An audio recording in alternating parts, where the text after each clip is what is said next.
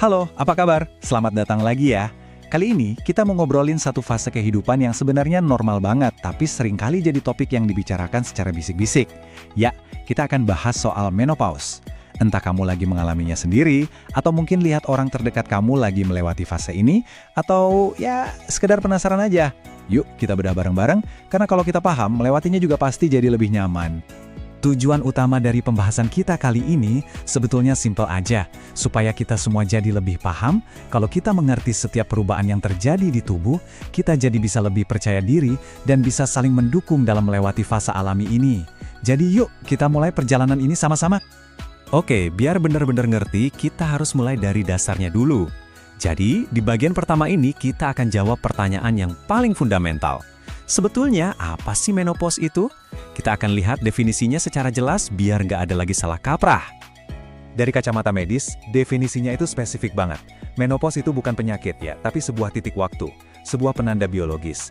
Momen ini secara resmi nandain akhir dari masa reproduksi seorang wanita, yang gejalanya paling jelas adalah berhentinya siklus menstruasi untuk selamanya. Nah, ini nih yang penting banget buat dipahami. Gimana caranya dokter bisa bilang seseorang sudah menopause?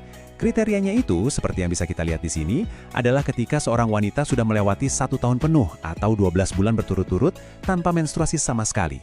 Kenapa harus lama itu? Ya ini untuk memastikan berhentinya haid itu bukan karena faktor lain, misalnya stres atau kondisi kesehatan tertentu. Jadi bisa dibilang, diagnosisnya itu melihat ke belakang setelah faktanya terjadi. Terus apa sih yang sebenarnya terjadi di dalam tubuh? Kita lihat yuk proses biologisnya. Seiring bertambahnya usia, ovarium atau indung telur kita itu secara alami mulai pensiun.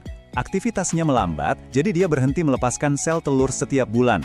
Nah, akibatnya, produksi 2 hormon utama wanita, yaitu estrogen dan progesteron, turun drastis. Bayangin aja, hormon-hormon ini tuh kayak dirijen yang ngatur banyak fungsi tubuh. Waktu levelnya turun, ya seluruh orkestra tubuh kita mulai main dengan irama yang beda. Penurunan inilah yang jadi pemicu semua gejala yang akan kita bahas nanti. Lalu, pertanyaannya, kapan sih biasanya fase ini dimulai? Grafik ini menunjukkan rentang usia yang paling umum, yaitu antara 48-53 tahun. Tapi, saya mau kasih garis bawah di kata rata-rata. Ini penting banget karena pengalaman setiap wanita itu unik. Faktor genetik, gaya hidup, atau kondisi medis bisa bikin waktunya datang lebih cepat atau lebih lambat. Jadi nggak ada jadwal yang pasti buat semua orang. Oke. Kalau menopause itu kita anggap sebagai titik finish, yaitu satu momen tertentu, berarti kan ada perjalanan panjang buat sampai ke sana. Nah, fase transisi inilah yang seringkali paling menantang dan penuh gejala. Di bagian kedua ini, kita akan bahas periode itu, yang namanya perimenopause. Premenopause itu, kalau diartikan, artinya sekitar menopause. Ini adalah periode transisi panjang menjelang menstruasi terakhir. Poin kuncinya di sini adalah, di fase inilah biasanya gejala-gejala menopause terasa paling nendang. Kenapa? Soalnya, di masa ini hormon itu nggak cuma menurun, tapi naik turunnya drastis dan nggak bisa ditebak. Kayak roller coaster. Nah, ketidakstabilan inilah yang bikin gejalanya terasa paling kuat. Dan timeline ini nunjukin banget betapa panjangnya proses ini. Coba deh lihat. Gejala perimenopause itu bisa mulai muncul jauh lebih awal dari yang kita kira loh, antara 2-8 tahun sebelum menstruasi berhenti total. Dan nggak berhenti di situ, fase ini masih berlanjut sampai 1 tahun setelah menstruasi terakhir. Jadi ini benar-benar sebuah maraton, bukan lari sprint. Baik, setelah kita paham definisinya, sekarang kita masuk ke inti dari pengalaman banyak wanita, gejalanya. Kita akan mulai dari perubahan fisik ya, hal-hal yang mungkin kamu lihat di cermin atau rasakan di tubuh sehari-hari. Tanda pertama yang paling umum biasanya adalah perubahan pada siklus menstruasi. Polanya jadi nggak bisa ditebak. Buat sebagian wanita, siklusnya jadi lebih jarang, durasinya lebih pendek, mungkin dari seminggu jadi cuma 2 hari, dan darahnya lebih sedikit. Tapi yang menarik, buat sebagian yang lain, bisa jadi malah sebaliknya. Pendarahan bisa lebih deras dan lebih sering. Ini semua terjadi karena hormon yang nggak seimbang bikin lapisan rahim jadi menebal secara nggak teratur. Efek hormon ini juga kelihatan banget di penampilan. Penurunan estrogen bisa bikin rambut jadi lebih tipis dan gampang rontok. Dan yang agak ironis nih, jerawat bisa muncul lagi, kayak zaman remaja. Ini semua karena fluktuasi hormon yang sama. Selain itu, kulit juga jadi terasa lebih kering dan sensitif karena kemampuannya untuk nahan air jadi berkurang. Nah ini nih, salah satu keluhan yang paling sering bikin frustrasi. Rasanya berat badan jadi gampang banget naiknya. Penting buat kita pahami, ini bukan salah kamu loh. Ini perubahan biologis. Metabolisme tubuh kita secara alami melambat. Artinya, tubuh jadi membakar kalori lebih sedikit. Hasilnya, berat badan bisa nambah meskipun pola makan atau olahraga gak berubah. Lemak juga biasanya jadi lebih gampang numpuk di area perut.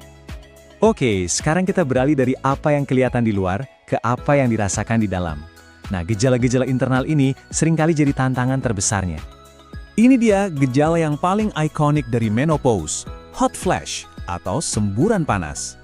Seperti yang dijelaskan di sini, rasanya itu seperti ada sensasi panas yang intens dan datang tiba-tiba. Biasanya mulai dari dada terus menjalar ke leher dan wajah. Seringkali bikin kulit jadi merah dan berkeringat. Meskipun nggak semua wanita mengalaminya, tapi bagi yang kena, ini bisa sangat mengganggu aktivitas sehari-hari. Perubahan ini nggak cuma soal fisik, dampaknya ke kesehatan mental dan kualitas tidur itu nyata banget. Banyak wanita yang jadi susah tidur atau insomnia. Ditambah lagi, naik turunnya hormon, terutama estrogen, bisa memengaruhi zat kimia di otak yang ngatur mood. Makanya perasaan cemas, gampang marah, stres, atau bahkan gejala depresi bisa muncul. Dan tentunya kalau kurang tidur, semua gejala emosional ini bisa jadi makin parah. Ini seperti lingkaran setan. Efek hormon ini ternyata menyebar ke banyak sistem tubuh. Sistem pencernaan misalnya, bisa jadi lebih sensitif, menyebabkan masalah kayak perut kembung atau pola buang air besar yang berubah. Di sisi lain, otot-otot di sekitar kandung kemih juga bisa melemah. Inilah yang bikin jadi lebih sering pengen buang air kecil atau rasanya kebelet terus dan susah ditahan.